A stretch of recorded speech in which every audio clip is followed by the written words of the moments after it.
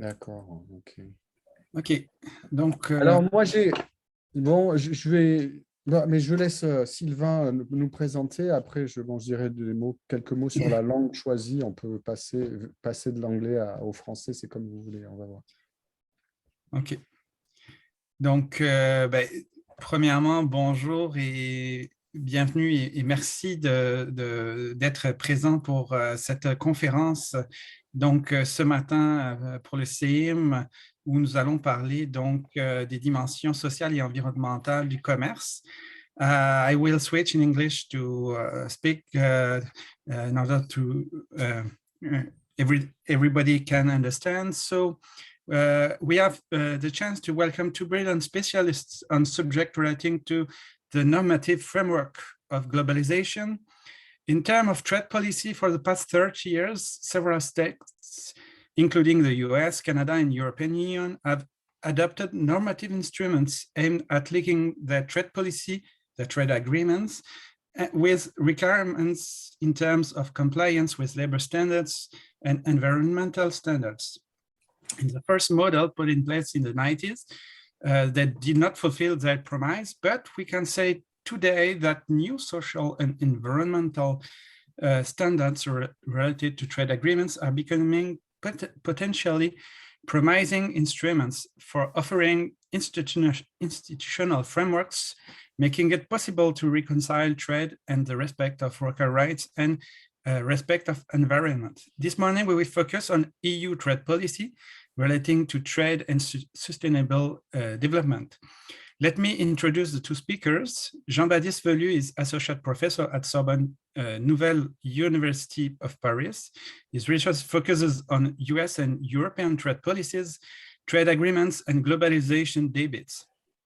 Jean-Baptiste is senior expert with LSE Consulted Trade Policy Hub, for which he coordinated the 7-country comparative analysis of TSD approaches commissioned by DG Trade. And Kevin Colburn is an associate professor at Rutgers Business School in the Department of Supply Chain Management, where he currently serves as a department vice chair. His research focuses on regulation of supply chains, transnational labor regulation, labor provision in trade agreements, and international economic regulation and governance. He regularly consults with various governmental and non-governmental organizations. He recently participated in the same reports as Jean-Baptiste. He has served several times in US Department of Labor National Advisory Committee and currently serves on the panelist of the UNMCA Rapid Response Mechanism. So the two guests were involved in the process of reviewing trade policy in the European Union in matter of trade and sustainable development. They will share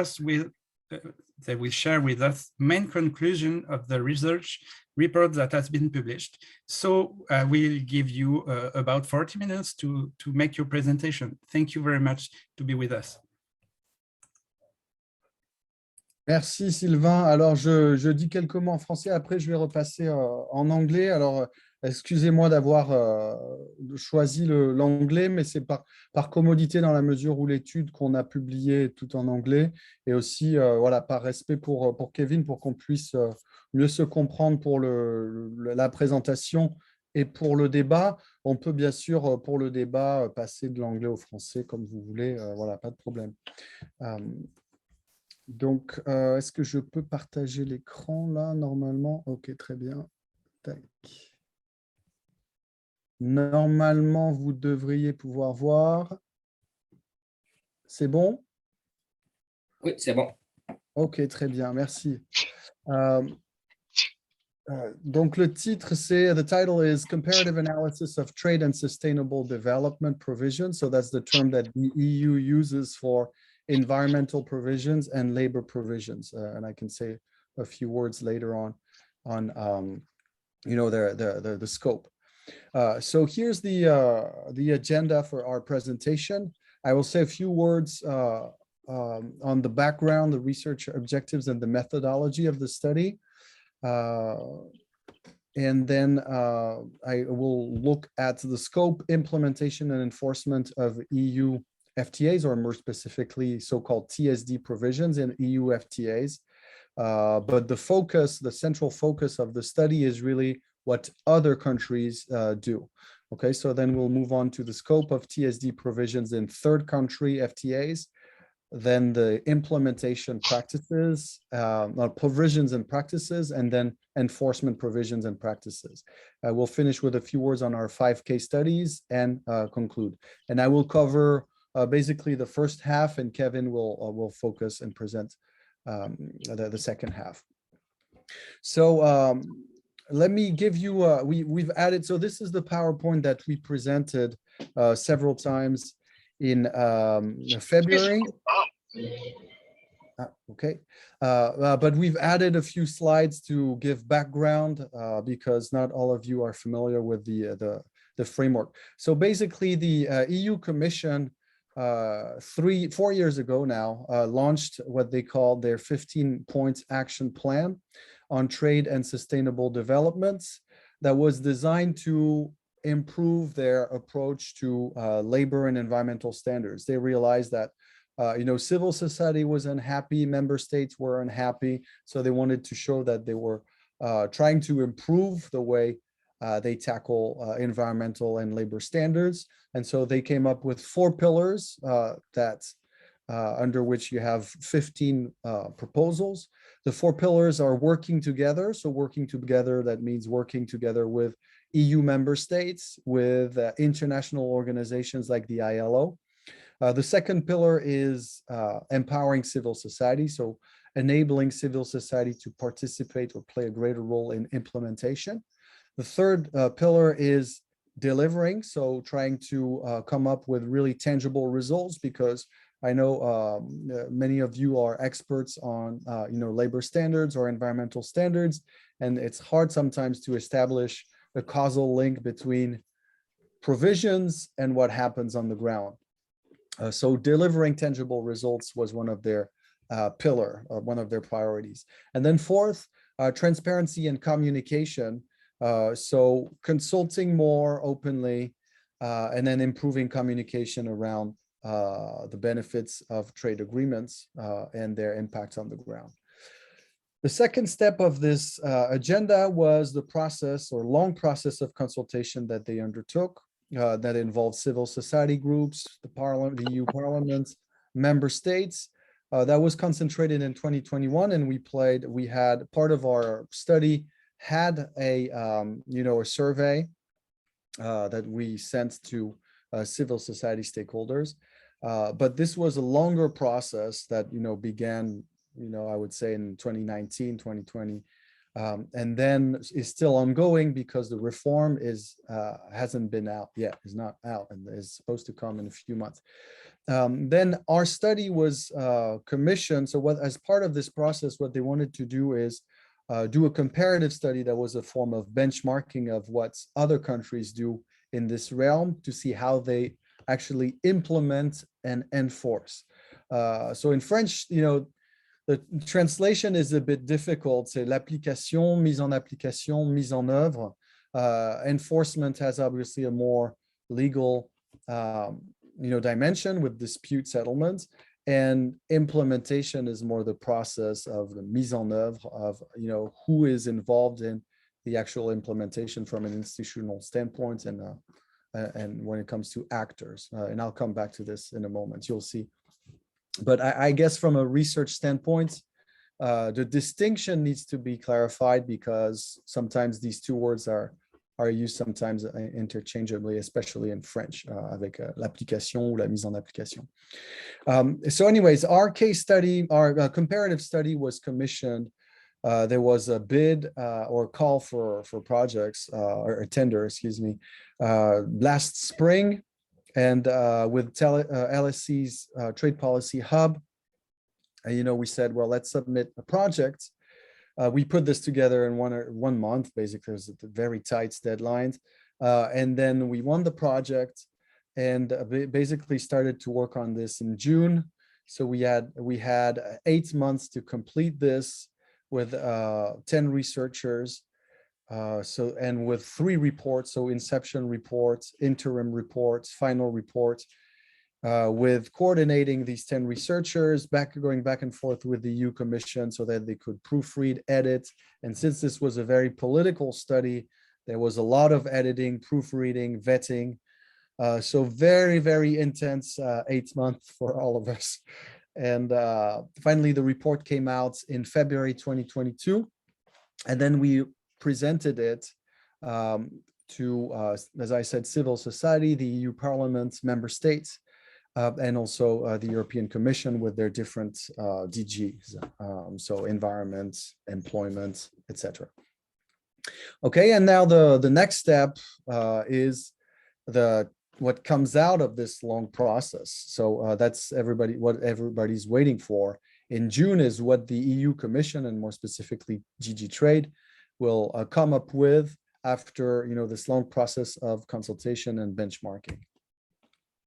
So the aims and scope of the study you've probably understood. The first objective is to, as I said, inform the Commission's TSD review through a comparative analysis. Secondly, it is to provide a comprehensive and critical review of different approaches. Okay, so a critical review, so trying to see what's out there, to what extent is it not really in tune with what the EU is doing, to what extent is it better, but always being very careful about how we frame words. And we can come back to this because, again, this was a very political study. So the EU warned us that they didn't want us to come up with a list of recommendations, but more as a critical review of what's out there, and leave it like this. Thirdly, we studied 11 EU trade agreements. So they wanted us to include a sort of an overview of what the EU is doing. In terms of methodology, it was unclear to what extent we should be allowed to compare the EU practices with other practices. Again, the political dimension was always very present in this study, but basically we had to present what the EU was doing, and then in a different section tackle what other countries are doing. And so to do that, we covered 8 different approaches. So that includes the EU, but 7 country analysis that includes Australia, Canada, Chile, Japan, New Zealand, Switzerland as a sort of a representative of the FTA countries, so European countries that include Norway, Iceland, and Switzerland. And the way we chose these 7 countries was in tune with in line with the terms of references. They had suggested a number of countries, some of these, and we decided to choose these. We excluded the UK because obviously it's too recent to have much hindsight about their approach to TSD, but I think that would still be a candidate, or maybe in a few years, to compare what they do or what they want to do in the field of environmental and labor provisions.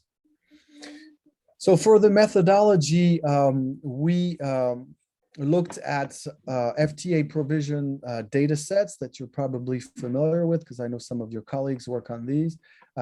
Trade and Environment database by Jean-Frédéric Morin and his colleagues. The labor provision database, and then other like DESTA, and the World Bank also has a database, the WTO. So whenever we needed to complement these two, we looked at other databases, plus some more in-depth legal analysis of certain provisions when data was missing. We also analyzed certain provisions. That's where Kevin's expertise was particularly important to discuss the legal framework of these provisions.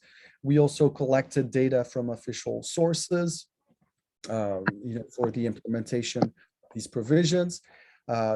We had, what would you say, 40 or 50 interviews total with trade officials, or trade and environment, trade and labor officials, in the countries selected, and a wide-ranging consultation process that was organized as a side, or as an annex to the study, and that reflects what civil society in Europe thinks about this reform. And then official statistics for some chapters or case studies. And then finally, feedback from our international advisory board that was composed of 4 academics to whom we sent different versions of the study. That was very challenging, I would say, because already I told you the schedule was very tight, going back and forth. So we didn't always have time to consult the advisory board, but we sometimes, when we had more leeway, we sent them questions on this or that.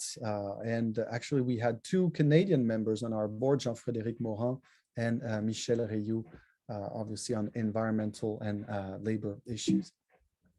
Okay. Next, let me say a few words about the scope of EU FTA's TSD provisions, so trade and sustainable development. So the scope of environmental provisions, we looked at these 11 trade agreements. There's already literature on that. There's a big database. So I think the scope is obviously less interesting than the implementation and enforcement.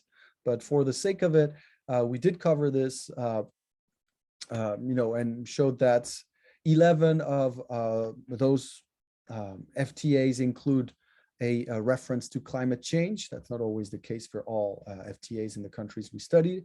10 of those address the issue of biodiversity protection. 9 of them cover illegal trade in endangered species, especially reference to CITES, for those of you familiar with this. 9 of them include provisions on genetic resources, including traditional knowledge, but not explicitly indigenous rights. So I think that's of interest probably for you as Canadian experts. When it comes to the scope of labor and social provisions, all the FTAs reviewed refer to internationally recognized core labor standards and fundamental ILO conventions. And they the FTAs contain references to essential elements clauses. So for those of you not familiar with this, in EU jargon, that has to do with human rights, okay, and especially for cooperation agreements. They cover social rights and labor standards. And then all of them include corporate social responsibility commitments or references to responsible business conduct. Okay, now just one word on the scope, and I think from a research standpoint, that's where there was it was unclear about what exactly the Commission wanted us to tackle, because as I said, TSD provisions, so-called trade and sustainable development provisions in the EU, cover labor and environmental provisions. Now, they were also interested in social rights, but for us, if we were to compare other countries, we couldn't just apply the EU framework and exclude everything else. So we said, well, maybe we should, talk about social rights as well. And they were open to that, but only to some extent, because they didn't exactly wanted an analysis of human rights that aren't included, in the labor and environmental chapters, or TSD chapter.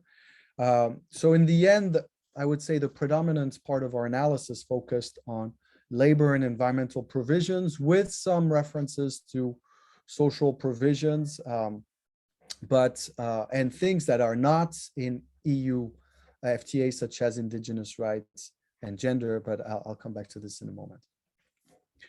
Now, when it comes to implementation, so how are these provisions implemented? So intergovernmental mechanisms can take various forms in the EU in different kinds of provisions. There's a regulatory cooperation.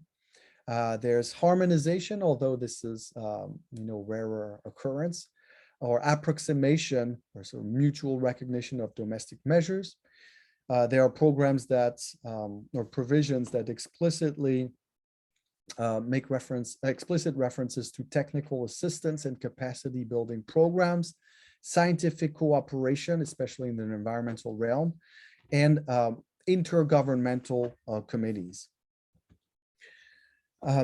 EU FTAs, also like many other FTAs that I'll discuss later, call for international organizations such as the ILO or multilateral environmental agreements like CITES to assist in the implementation of environmental, labor, and social provisions. In practice, though, there's a discrepancy between provisions and practices to the extent that environmental organizations rarely play a role because there's no equivalent to the ILO in the environmental realm. And I'll come back to this in a moment.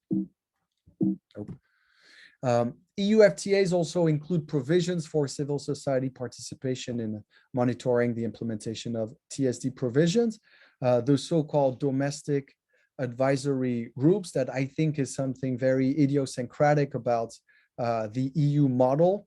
Okay, much more formalized than other countries, but on the other hand, you might argue that they're less outcome oriented, but I'll come back to this in a moment as well. Okay, now I'm struggling to hide some of this. Hold on. Okay, that's better. Okay, enforcement of EU FTAs, or more specifically, labor and environmental provisions. So all the FTAs we analyzed contain binding provisions. So binding is very important for the EU. They insisted just because it's not subject to sanctions doesn't mean that they're non-binding, okay, not binding. So all EU FTAs contain binding provisions on non-derogation from domestic laws. That's something you should be familiar with. They include specific dispute settlement mechanisms for TSD provisions, including labor and environmental provisions. So there are several steps that the EU can take. And that's the most controversial issue that's being currently reviewed and discussed for the reform, is that this dispute settlement procedure generally excludes provisions on sanctions for non-compliance with or failure to implement TSD provisions. So a lot of this is why the EU has been criticized by civil society members that say, look at what Canada and the US are doing. Unless you have sanctions, all these noble goals or lofty goals of implementation will not happen. Okay. Now, an interesting exception to this rule is the fact that the EU-UK trade and cooperation agreement signed after the Brexit actually goes a bit further and contains explicit and innovative provisions on enforcement of non-regression from levels of protection or non-derogation in both environmental and labor chapters, and it allows and that's, I think, an innovation for the EU model. It allows temporary remedies in case of conflicting interpretations. So that's an interesting development. And then obviously, a lot of people have asked, is this a new trend, or is that specific to the nature of the EU-UK relationship?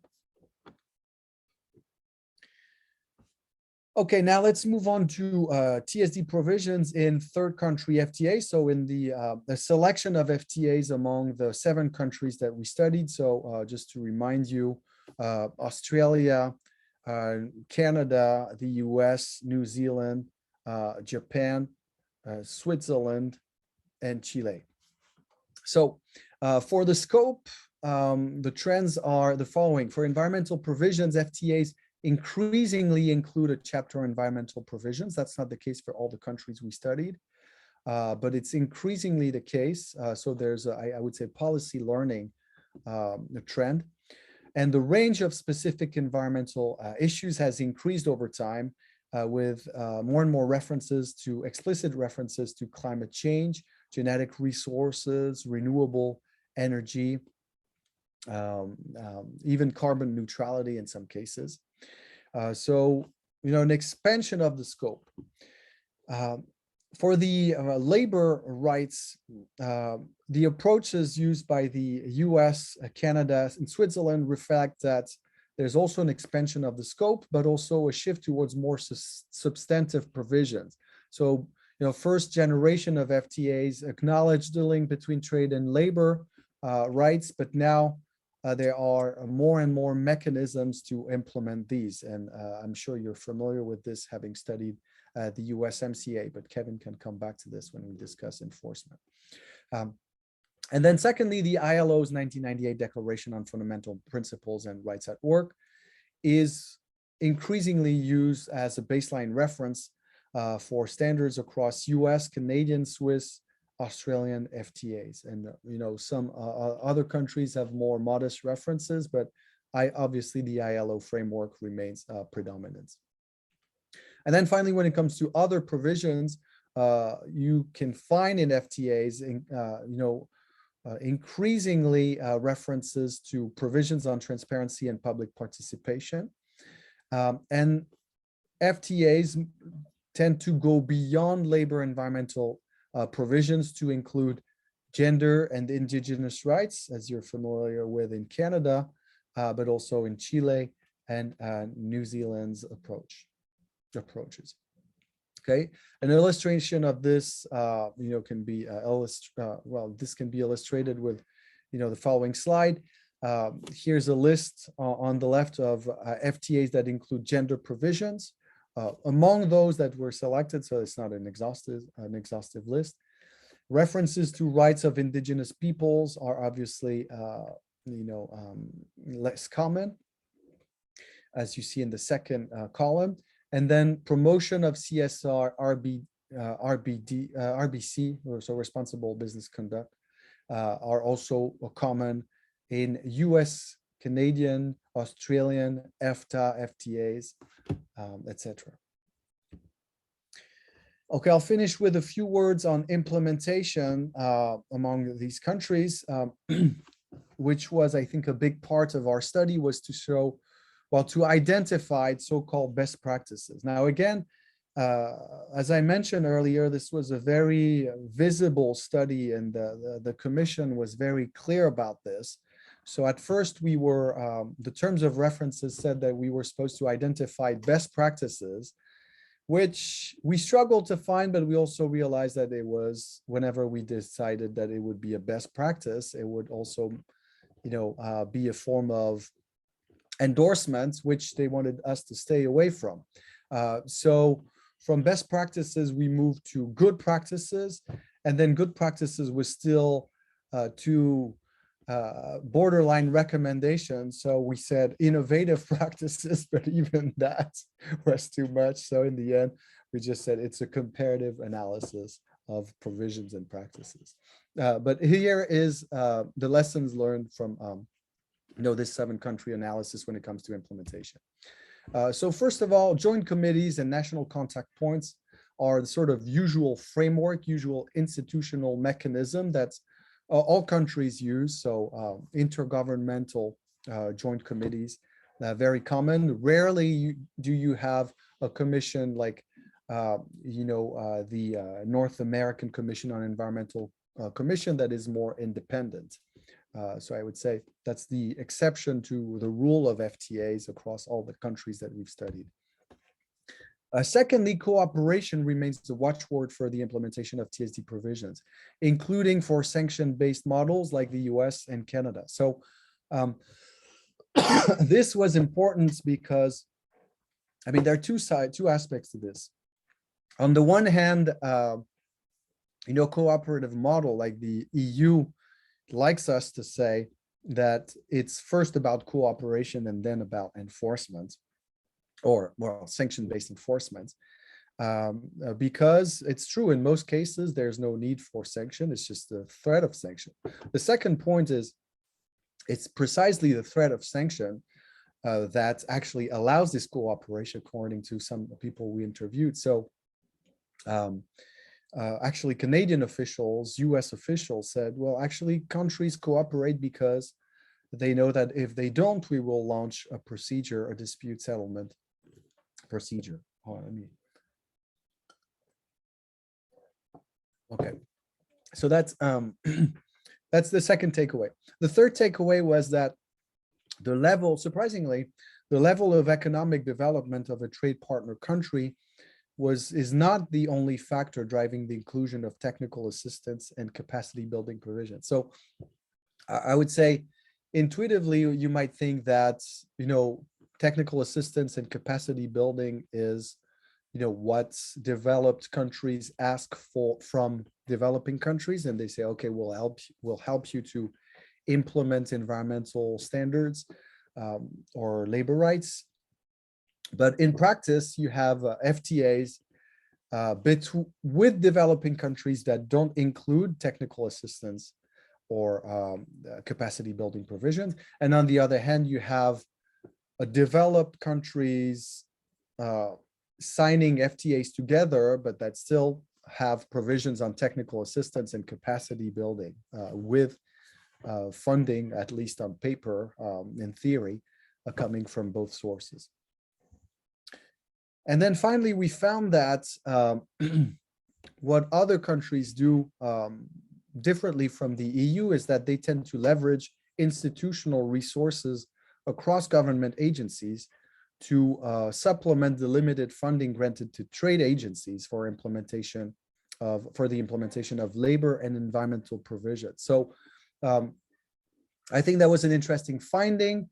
That's something that we framed as a recommendation without calling it a recommendation, a so-called, all of government approach to TSD implementation that would use resources from, let's say the Ministry of Labor, Ministry of the Environment, or DGs in the EU, because that's what other countries do. So Canada, as you're familiar with, can use some of the resources from your Ministry of, I can't remember what it's called, employment or social issues, and or environmental, or same thing in the environmental realm.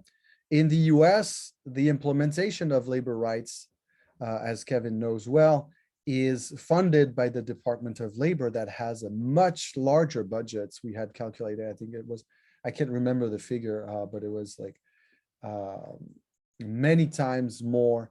The budgets from the Department of Labor was like nothing compared to, well, the USTR, so US Trade Representatives budget allocated to trade and labor was ridiculous compared to what the Department of Labor allocates to the enforcement of labor rights abroad. Okay, and so through this analysis, we showed DG Trade that, well, actually there would be an interest in this reform to leverage the resources of other DGs.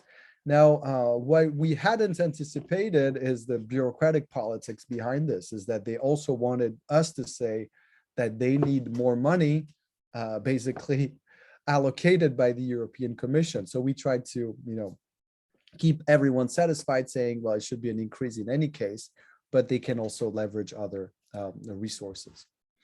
A few words on the role of international organizations. So as you are aware, there are references to international treaties that are common for labor, social, and environmental standards in most selected FTAs that we analyzed.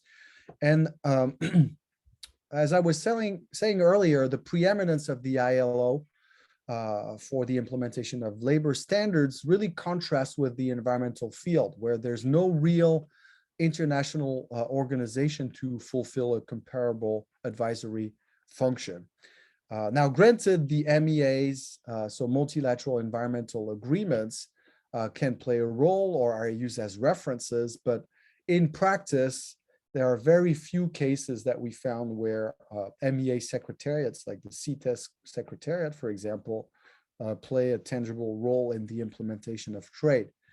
So I think there's a whole research agenda here, and even the policy agenda to develop to show, what international organizations like UNEP, for example, could play. Now, en passant, I could say that UNEP just created a trade section, trade and environment section. So that might be, interesting research opportunities or perspectives here, and we're exploring there. Actually, this study unveiled a lot of things, and I think help us to develop a new agenda. We can come back to this when we finish the after the conclusions. Another thing was that engaging with the ILO on labor issues, as some of you are familiar with, can help deliver tangible outcomes at the negotiation stage, like the ratification of ILO conventions before countries sign agreements. But on the other hand, ILO technical assistance can also yield tangible results for monitoring processes in collaboration with the two trading partners, but also, and there's been cases, when the ILO works with multinational corporations, NGOs, and local workers or unions. Okay, I'll finish with a few words on civil society mechanisms to try to answer or compare in the countries that we looked at, both who participates and how they participate. So you see here a comparative table. I won't go into too many details, but what we try to do is, try to compare the EU model with other models. Now, what we found on the left column is that civil society mechanisms are much more formalized in the EU case with domestic advisory groups and the civil society forum that are created for each FTA. Then, other countries, the US has the National Advisory Committee, but I would say the EU model is much stricter about this institutional design for most of its FTAs. Some of them are still not operational. Whereas consultations in many other cases, takes place on a more informal basis or through ad hoc consultation. So it's less institutionalized. The issues tend to be social environmental issues or labor environmental issues. Some countries have a more ambitious, I would say, inclusive trade agenda, like Canada, but also I could mention New Zealand to some extent, okay, and Chile, as I was saying earlier. And then when it comes to membership, usually it includes business, civil society, understood in its broad sense. So that includes business. I don't know. Obviously, there are definitional issues, but most of these stakeholder consultations tend to include industry actors. What is interesting also is to look at the scope of these civil society mechanisms and the fact that in most cases they are FTA specific, and so there's rarely a permanent civil society group that has a cross FTA perspective like in the US. Right now, the EU, from what I know, is discussing reviving an old trade experts committee that includes civil society voices, potentially academics, but it's still up in the air and will be until June. And then I will finish this part on civil society participation by confirming what some of you already know. Having an informed and engaged civil society can provide considerable leverage in monitoring and encourage public submissions for non-compliance, but also add pressure to implement these TSD provisions. So there's a need for a multi-stage approach to civil society participation to maximize their inputs at various stages of the trade policy process. So, I think for a long time there was a discussion, there was a sort of a polarization or a key focus on the negotiating stage, but I think what we showed and what this study showed was that this focus should be throughout the policy process. At the pre-negotiating and negotiating stage, so for example, with the impact assessments that consult civil society, at the implementation stage through trade and capacity building, and to see, well, to what extent, and there's a need also to prove that civil society inclusion makes a difference on the ground. And then at the enforcement stage with public submission processes, and here we've seen in the USMCA, we discussed that case that civil society and unions have a great role to play That's also the case, I think, with the North American Commission on Environmental Cooperation, with the so-called CEM process, submission of enforcement procedures. And then what we highlighted, obviously consultation with civil society actors pushed us in this direction, is that sustained collaboration with stakeholders requires commensurate and long-term funding, as illustrated by several of our case studies. So, for example, I worked on the US-Peru the free trade agreement and the annex on forest protection, and showed that really the collaboration with civil society stakeholders started, a few years before, during the negotiation process, but also pre-ratification, after implementation, and was still ongoing. And so it's required a lot of resources from the US trade representative. Okay, now I'll give the floor to Kevin to focus on enforcement procedures. Sorry if I hope I haven't been too long. Thanks, Kevin, for bearing, and everyone for bearing with me. Oh, I guess, yeah, I will have to. So let me know when you want to shift to the next slide, Kevin.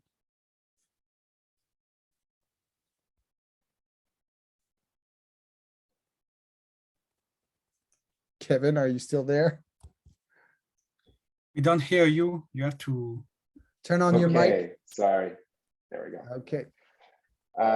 Mais je veux dire en avance que je m'excuse de ne pas présenter en français. C'est un objectif personnel et professionnel de faire ça à l'avenir, un jour. Mais comme vous venez d'entendre, Jean-Baptiste est parfaitement bilingue, donc c'est plus facile pour moi de présenter en anglais. En anglais. Okay, so the section that I focused on in the report was enforcing TSD provisions in FTAs. And one of I thought it was interesting for me just to be able to take a look at some of these in a different light and for a different purpose for this report for the EU. And I thought breaking it down into elements was helpful. If we look at what across these different provisions, what we see in them are sort of almost like a modular set of pieces that you can pick and choose from. So first, we have some kind of obligation to implement international standards based on international commitments. We also have, okay, something just happened to the slides, but that's okay. Requirements to effectively enforce one's labor and environmental laws. So that's a requirement that seems to be put on any partner country. There generally seems to be a non-derogation clause, which is a requirement that you do not weaken or fail to enforce essentially your own laws in a manner affecting trade as a way of attracting investment and trade from another country. There is in many of these a public complaint or submission mechanism. There's generally almost in all of them a consultation process. That seems to be the favored mechanism of many countries. Then there's dispute settlement, which can take various forms. And finally, remedies. And that may be the most controversial, and I think the one that the EU has been in the most discussion about it, what actually constitutes a remedy. Okay, so we can go to the next slide. So I'm gonna just do one thing here. Okay, so one thing that we found is that these enforcement practices, actually, and I wanna say something about that because for some of you, especially the non-Europeans, I found the breaking down of things, of these elements in terms of implementation and enforcement to be odd, just for me, because I'm coming from an American perspective. I think for Europeans, this made more sense. And we had a conversation within the team of how to do this, but the EU was very insistent on breaking this out into implementation practices and provisions and enforcement practices and provisions. I'm not sure that would make the most sense as a way of analysis, but that's where we are. So I had to kind of form the enforcement sections around that model. So we did find that the practice of enforcement did vary significantly across countries and FTA agreements with regard to the scope of those obligations and how much they were enforced, how much of a role civil society actually played in monitoring and what those dispute settlement mechanisms were. We found that violations of obligations are generally required to have affected trade or investment between the parties for government consultations or dispute settlement mechanisms to take place. We found it, for those of you familiar with the Guatemala dispute between the United States and Guatemala, that became a significant issue. Third, there is almost always a consultation process between the parties in all the agreements that we looked at, and that the public complaint processes vary quite a bit in their availability and in their procedures. We go to the next slide, Jean-Baptiste.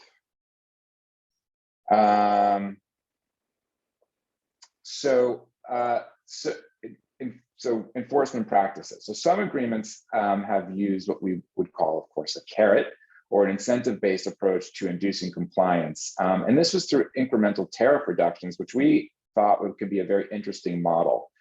And one that in general countries have not fully embraced or adopted.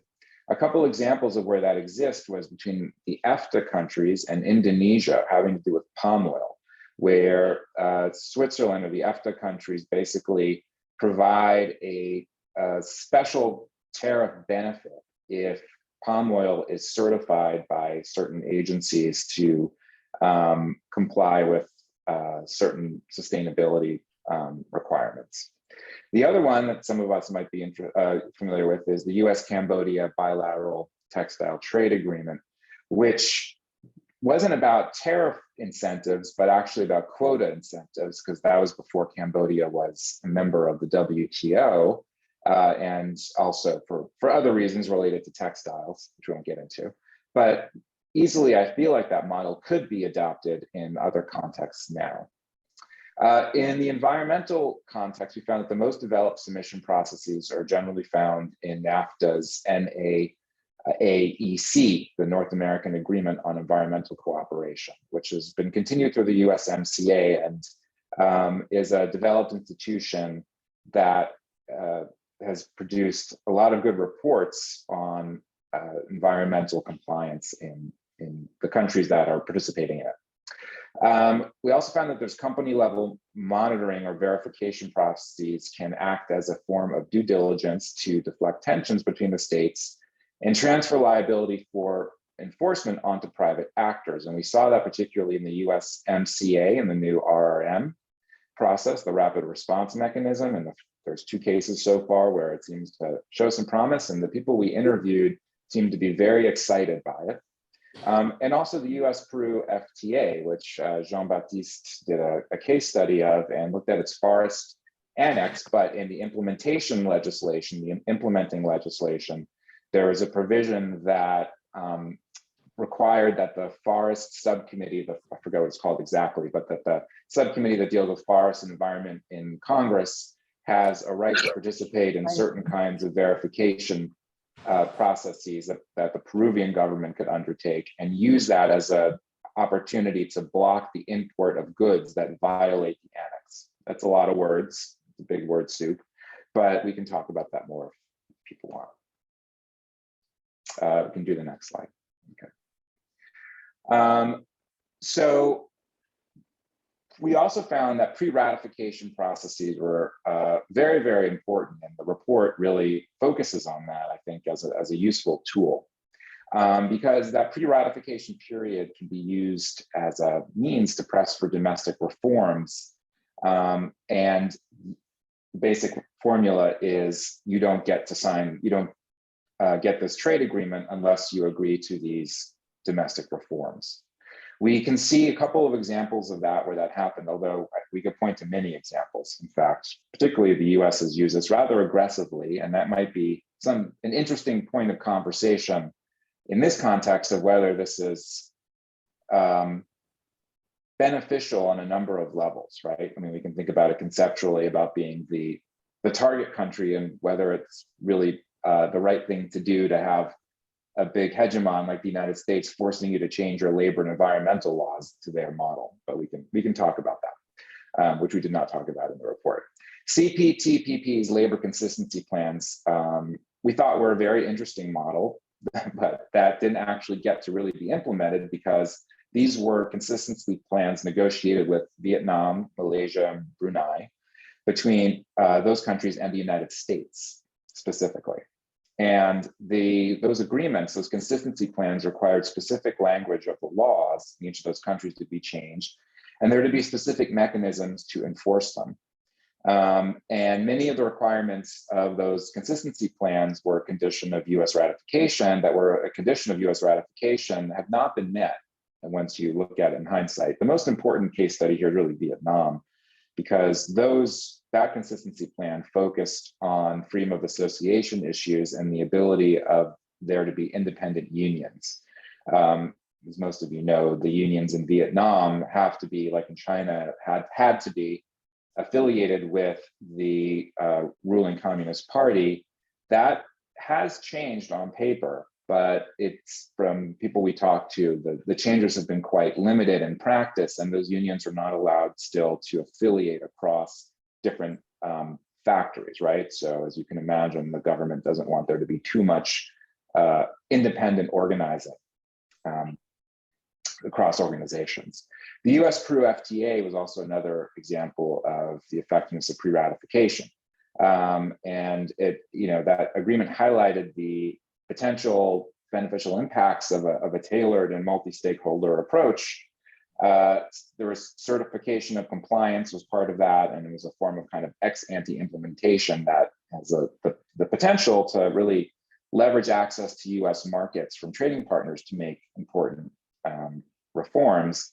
And we also found that civil society participation is really crucial to domestic reforms, and many of these kinds of different institutions, particularly if you look at the NAAEC, one of the most important aspects of it is that by generating reports and information about what's going on, it enables domestic actors to really put pressure on their own governments to make changes. And that's really should be a key tool and an important form of utilizing democracy without and change coming from within. Okay, next slide. So public submissions were something that we really focused on, and something that the European Union was particularly interested in. So we found that in some FTAs, public submissions for non-compliance played a role to improve labor, environmental, and human rights standards. And we have case studies. There's a case study in the report on the NAAEC Sumidero Canyon, and also one on the Canada-Colombia Agreement on Labor Cooperation. This report is 240 pages, so most people are not going to pick it up and take it to the beach and read. If you were going to focus on any aspects of it, I do think the case studies are quite good because they provide a kind of larger context to understand different ways in which these provisions have been used constructively, and you see how they've been successful and how they've not been. So in those cases, trade agreements have offered opportunities to make civil society voices heard when domestic channels have been blocked. And as I said, that is an important objective of the public submission process. It really needs to be integrated into thinking broadly about development, in my view, and how development and democracy are integrated. Procedural certainty is an essential part of the public submissions approach. The study on the Canada-Colombia Agreement on Labor Cooperation was an important tool to illustrate that kind of procedural certainty. And it enables close cooperation between partner countries and stakeholders to improve the enforcement of both labor and environmental standards. I just want to say that we focused on the Canada-Colombia Agreement on Labor Cooperation as an example of procedural certainty. But when I was looking back at the US procedures, those procedures I think are pretty clear also. But it might be interesting to have a conversation about if there are any difference and if Canada's materially better than the US. Next slide. So these are 3 case studies that we looked at. As I said, there's a US-Guatemala labor dispute. There's a Sumidero Canyon case, and there is a Canada-Colombia Agreement on Labor Cooperation. I don't want to take up all the time talking about all of these, but just briefly what each might illustrate. The US-Guatemala labor dispute was, to me, we described it as a kind of a case study in a legalistic approach to labor rights enforcement and trade agreements, because it's the sole dispute that actually made it to the sole dispute that made it to dispute settlement process with a panel, and it didn't work out the way that labor advocates had hoped. And part of it is because these labor provisions, like just about any provision in a trade agreement, for anyone who's ever looked at WTO law and WTO decisions, these agreements are made as compromises with very hedged language that isn't always very clear. And in doing so, it's not so clear where the panelists are going to go. And in this case, they were the interpretation given to a manner affecting trade, and the burden that was expected on the complaining country, meaning the US, to demonstrate that the violations of freedom of association in this case affected trade. The panel didn't accept it. And I think it was a defensible decision, actually. The question is how to address it in the future. And that was addressed in the USMCA agreement by switching the burden of proof onto the defending country to show that the conduct in question did not affect trade. The Sumidero Canyon case was an example showing the empowering effects of the NAAC citizen submission process and the importance of civil society participation in the FTA enforcement mechanisms. So that's a good example to look at how that worked. And the Canada-Colombia Agreement on Labor Cooperation focused particularly on the public submission process and its openness and its clarity and the clear way in which that took place. I'll just say that I thought it was interesting with Canada, it's the only, while that process might be open and clear, of all the Canadian labor agreements, it seems to be the only one in which there was actually a submission accepted and a report written. If there are other submissions, I don't know about them because I'm not sure that was made public or not, but that was just something interesting to note. Okay. So the role of technical assistance in capacity building. So, technical assistance and capacity building data is not reported consistently for all countries. So you don't know exactly what's going on. It can be hard to find out what's happening. Interviews that we conducted suggested that it can be a key component in the pre-ratification phase, as well as an important part of strengthening the monitoring process. I've long argued, in my own work, that capacity building in particular needs to be a fundamental component of labor provisions in particular, and is maybe more important than what you actually have in the labor provision itself. The United States puts a lot of money into capacity building in various ways, and that's a lot of where the meat is. And I remember, one statistic in the CAFTA agreement, the United States dedicated about $80 million to capacity building in those countries.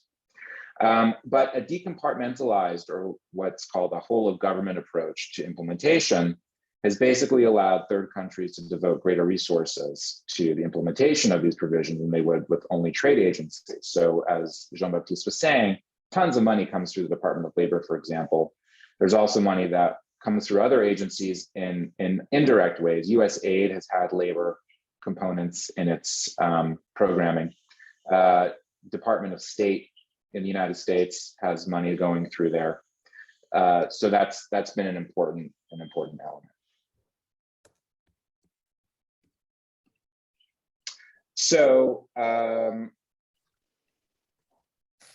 few conclusions here. So the scope of these TSD provisions and the FTAs that we studied has expanded for labor and environmental provisions and beyond. The ILO has done studies that really show that a very significant percentage of FTAs now include some reference to labor standards in particular. That's the ILO's focus, and also to environmental also.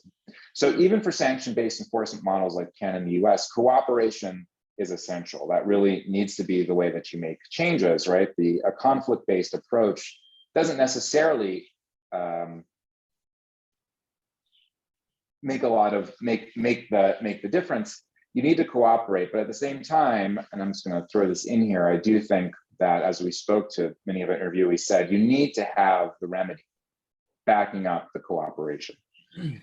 The experience of third countries point to innovative practices in TSD implementation and enforcement. So for example, as we said, the whole of government approach, ex-ante implementation, procedural certainty in public submission processes, company level verification, and multi-stakeholder approaches are some of those. And so that's kind of a grab bag of things that should be used in countries' approaches to labor and environmental standard enforcement.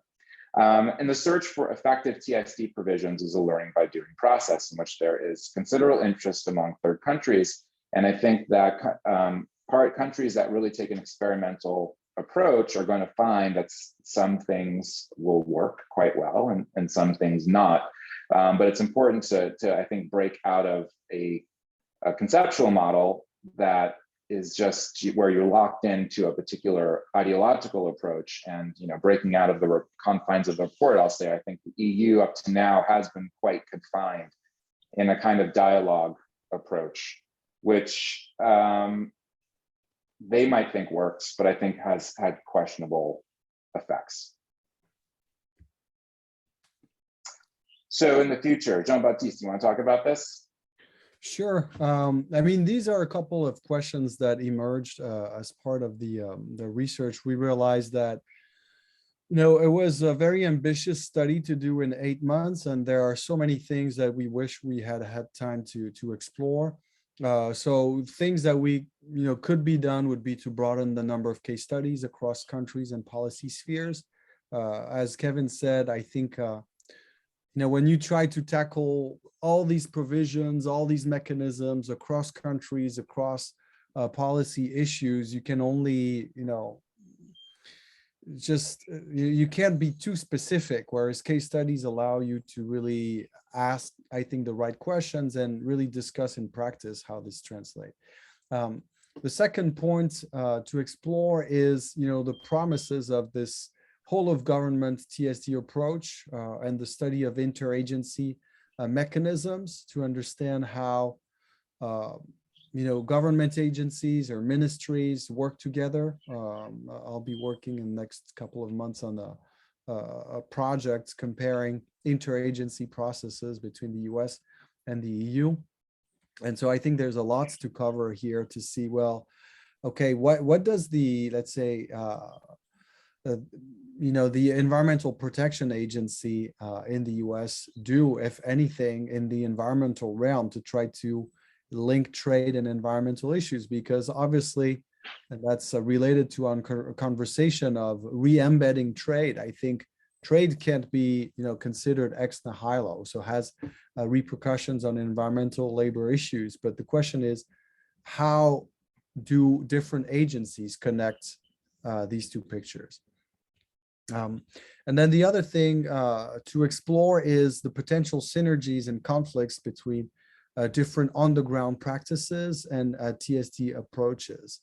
So how to better coordinate TSD implementation across different trading partners. That's something that's been studied, but I think there's a need for greater literature on this. So for example, we talked a little bit about this in the Canada-Colombia case study, but to what extent was Canada asking of Colombia similar things to what the US government was asking and to what the EU might be asking? And so to what extent do these different procedures create, redundancies and prevent actually developing countries from doing a good job, because they have to answer the request of the USTR, they have to answer the request of DG Trade, they have to answer request of the Canada's Trade Department.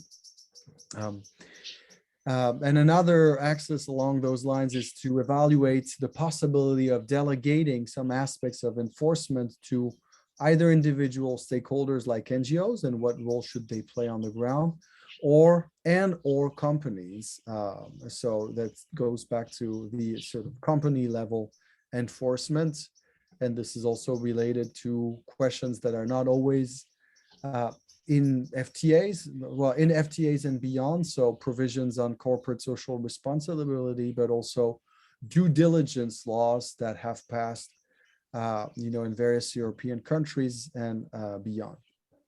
And then to what extent can, traditional non-TSD approaches to trade, can they hamper TSD implementation? So these are just a few ideas about things to explore.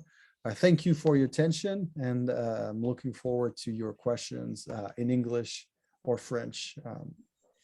All right, let me stop sharing. Okay. Thank you very much, Jean-Baptiste and Kevin. It was really interesting and a big a picture of the situation in terms of trade and environment and social standards. So I open the discussion with all people here. So is there a question for our guest?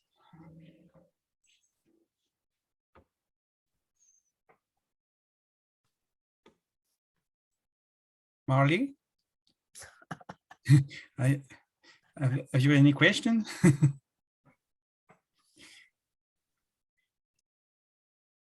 Sorry, I'm thinking about it.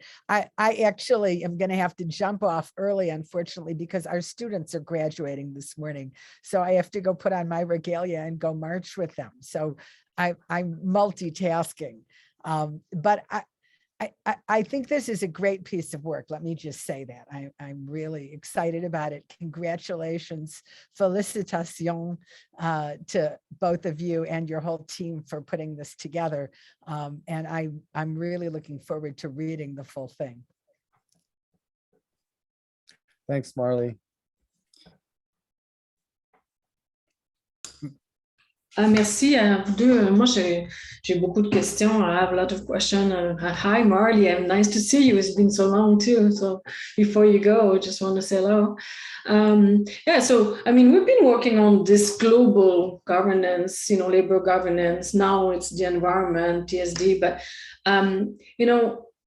with all the interviews that you have you can be very candid about that, like how far do you think it's going? Do you think that we're just sort of putting things on paper, or do you think that's, the big picture that you just talked about, Jean-Baptiste, and at CEIM, when we were talking about social clauses or social responsibility or the ILO ecosystem, we were thinking separating them, but at the same time, how to intermesh them and, to finally stop talking about, what the state, the different national states are going to do, but actually targeting the the perpetrator, the enterprises, I mean, and I think that's Marley, when we talk about, in the various events that we were, how do you get to that transnational nature of things with all these instruments? And what is your sense with all the interviews, especially that you've done, that that people are really like taking interest and not just like saying, because, we have that also in Canada, Sylvain can testify on this, people don't believe in it, I mean, they just don't mobilize. Maybe it's going to change in North America because things moved a little bit recently with this new mechanism, rapid mechanism. But, I just want to have your opinion, of the record, of this big study that you did, and congratulations. I mean, I was so impressed by it. I followed you, and I mean, it's incredible what you did. And by the way, just to finish off my intervention, Geneviève Dufour, actually, I just talked to her. I was a bit late because we were talking with the ILO, because the ILO you just mentioned is trying to move on. Is this like the revival of things or a new century for the ILO? And can the ILO contribute also in a new way? I know it's a lot of questions, but you get the sense of. But Geneviève Dufour has just this project that she replicates what Jean-Frédéric Morin has done. So maybe you can contact her if you want to follow. Yeah. Yeah. I've been in touch with her and discussed that. I think she might take offense if you say that she replicates what Jean-Frédéric Morin has done. She told me it's a different approach, like it goes much further in legal interpretation and coding, but I haven't exactly followed her methods. So I'm really looking forward to learning more about this. But to go back to your question, I mean, there's a lot out there to answer. Let me start by saying what was striking for us is, or for me at least, is the discrepancy between these legalistic debates on such or such provisions and the challenges of implementing some of this on the ground, because in reality, there's very little evidence that this is making a big difference. And so how do you target, certain issues? So I think it's a question of, choosing your battles too. I think the case study I did on US-Peru FTA was a very good illustration, because on the one hand, it's the most ambitious or considered to be one of the most ambitious trade and environment agreements, or the FTA with the most ambitious scope for environmental issues. On the other hand, and they pushed for a lot of reforms, worked with the Peruvian government to create a system to protect forests. And so they went really far to, I would say, even controversial, to a controversial extent, because they really kind of bullied the Peruvian government to accept these reforms without sometimes consulting indigenous groups. And on the other hand, questions like deforestation, I have a chart on deforestation. The deforestation rates didn't really change in Peru. So illegal trade of wood, yes, that was reduced dramatically, but had, what cost? And so the US spent a lot of money, but managed to reduce to some extent the level of illegal wood. Is that the only tangible result of the trade and environment provisions of such an ambitious agenda? That's amazing. Yesterday we had, a webinar on access to water in Peru, and how the agricultural sector in Peru has developed, and the agricultural experts have developed to produce, asparagus for the US, to produce onions that are not even consumed, this kind of onions that's not even consumed by Peruvians. And that creates desertification and lack of access for small farmers from Peruvian citizens on behalf of free trade. And that's not even tackled in the EU, in the US, Peru FTA. So that shows you that, and same thing I would say, to finish on this, I would say same thing with the USMCA. Okay, everybody was super enthusiastic about the achievement of the USMCA, and how successful it's been over the past 2 years. But that just covers freedom of association in some cases. And, if we think that all labor rights are going to be enforced at the North American level, forget about, Mexico, but also the US level, what about freedom of association in the US, so what I'm saying is that, yes, it's great to show that there are tangible outcomes, but in the end, the linkages between trade and other issues are so vast that, the investment that it would require to enforce every single issue in a responsible manner is just daunting. So I'll finish with this sort of negative conclusion, but that's, if anything, what this has taught us.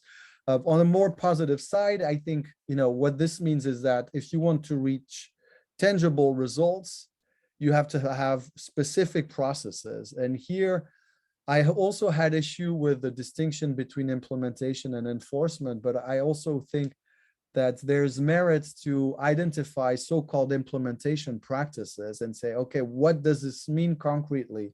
How to incorporate civil society? How do public submission processes work? So try to break down the process into, institutional mechanisms that concretely can produce certain results, not across the board, but that will, give a voice to civil society, maximize the inputs of international organizations, etc. Okay. So that's what I had to say. Kevin, you probably have a lot to say on that too. I have a few things to say, but if there are other questions, why don't we let them happen, since we have to end at 11, or at least I do.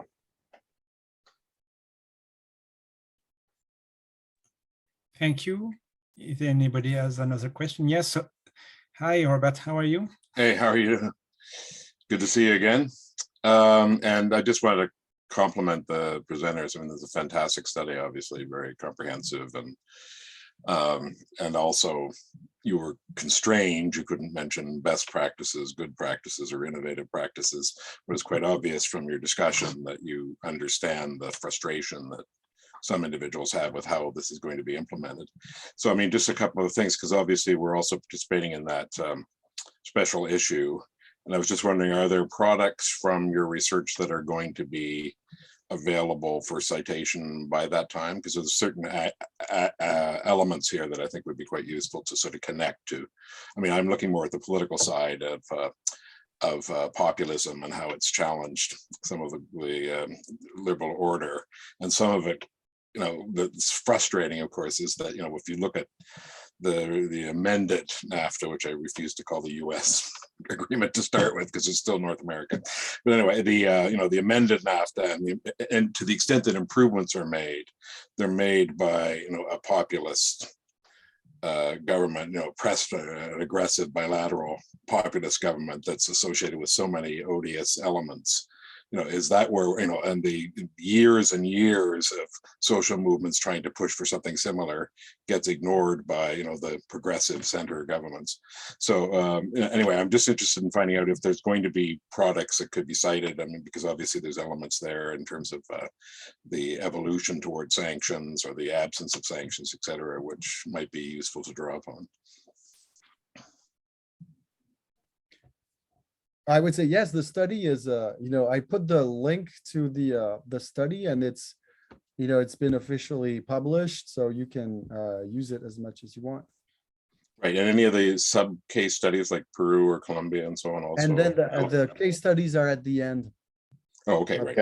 Yeah. I was just thinking in this conversation from me and Jean-Baptiste that we should talk about doing something with some of those case studies and building them out. I think more would be interesting as an academic project without the shackles of the EU. Might be Yes. I mean, you're kind of free here from the shackles. So I mean, and you've hinted at this in some of the presentation, but what would you say the more promising directions have been, and where, I mean, the Europeans could learn, and certainly the North Americans could learn? Are you talking about the EU context and what's well, they seem to want to discourage you from, criticizing and or even openly evaluating different approaches for improvements. And I guess just since you're freed from the shackles in here, and you've alluded to some of this, but I mean, what would you say the best directions are to pursue, for the EU or for other such agreements? I would say that, I mean, I would qualify this. I would say that it was challenging to work in, such a politically loaded study, and obviously the scope, from a research perspective, sometimes it was a bit frustrating. So we disagreed with the scope. So let's say, for example, just the way it was structured, Kevin and I and other members said, why not put, connect implementation and enforcement provisions in one section and then look at practices in the other. So regroup them, because there's obviously, the line is blurred between implementation and enforcement. And so, they had they wanted us to stick to the 2 different chapters. That's one thing, but I think in the end that the substance is there. Another thing was that was controversial is that we wanted to add a list of 10 innovative practices.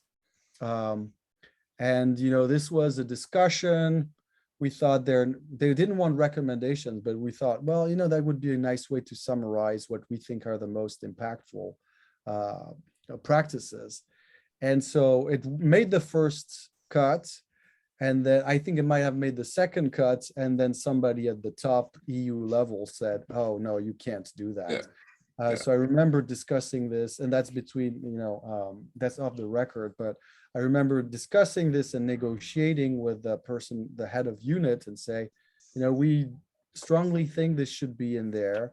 And, what's going to happen if people ask us, well, you were supposed to identify best practices, but you didn't come up with anything. So I was saying, well, we're kind of losing our credibility. You're losing your credibility. Anyways, it was a tense but friendly meeting. But in the end, they said, look, somebody from very high up there decided that the content is there. People can find your innovative practices. But if we published a list of 10 solutions, civil society is going to jump on this and say, look, this is your recipe to improve that. So it was controversial in the end. We still managed to, I think it was a candid conversation. Some points were, discussed, obviously sanctions. We were careful with this because we didn't want to waste our energy on sanctions. We know it was like black or white, and we thought there was much more to say. But overall, I would say that a lot of the things that we've highlighted have been echoed, have not only been used by the EU Parliament. Then I was invited, a couple of weeks ago to actually discuss the position paper by the Green Party. And there were clearly their study cited us, borrowed from us. There was another paper from the another EU institution that has not as much power, but Tanya Buzek, that has participated in some of your activities. And she was the rapporteur from EESC, so the European Economic and Social Council, that has more of a consultative role, but that published its own paper, and they invited us to discuss their paper. So we were part of the discussion. People really drew heavily on our reports, even think tanks.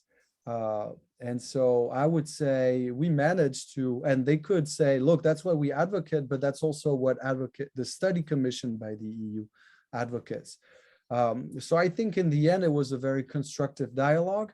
I think the commission has been quite open, has consulted intensively with parliaments, with civil society. So the big question, the jackpot question, is what comes out of this? I think more funding for sure. I think better ways to use civil society participation. So I'm not sure how this is going to translate into, but public submission processes is part of this. Is realize that this doesn't work well.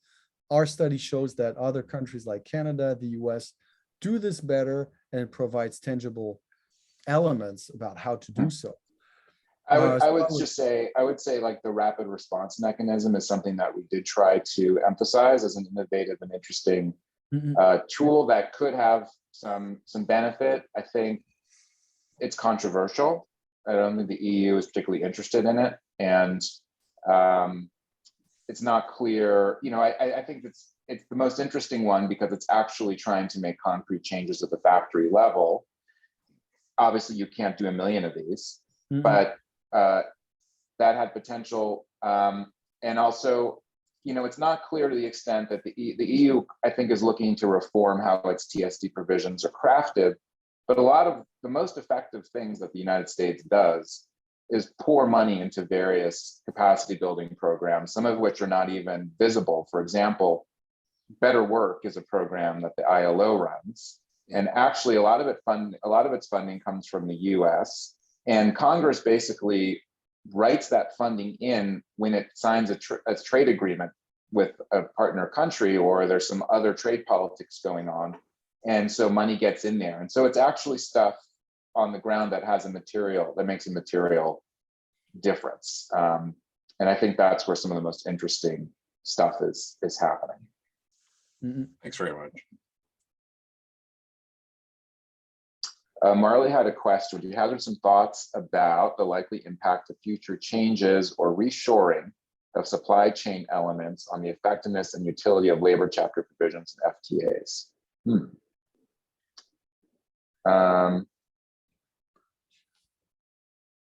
I don't know, Jean-Baptiste, do you have anything? So are you thinking of, I'm not sure I'm understanding the question. Are you thinking of the She's not going to be able to talk because she's walking to graduation. So. The wage provisions of the USMCA? Or which is the likely impact of future utility of labor. Yeah, I think that's what, on how this could work. So I Actually, guess I can talk. Okay. I'm not marching yet. I'm wandering through the halls of our school in regalia, waiting for us to start marching in a couple minutes. you look great. Oh, thank you so much. This is just talk about multitasking. It's like a little bit of insanity. And once I get in the elevator, I'm going to lose connection and then regain it after I get downstairs. So there's a lot of information to suggest that the composition of supply chains is under great pressure, is changing rapidly. That between national security issues and medical stockpiling, and just general reshoring to deal with technological changes, all of these are altering how supply chains are organized and composed, how many of them are going to stay in less developed countries. A lot of things are going to move from China to other countries, I think, right now. And certainly anything that's been in Russia is moving. So I'm really asking, are we thinking retrospectively when we need to be thinking prospectively? Because these trade agreements and their labor provisions particularly are all about the supply chain. They're all about facilitating supply chains in some ways. And so if we change what supply chains are and how they're made up, do we need to rethink what the labor chapter of the future ought to do? That's a great question. Thanks, Marley. And one I think we need to think about.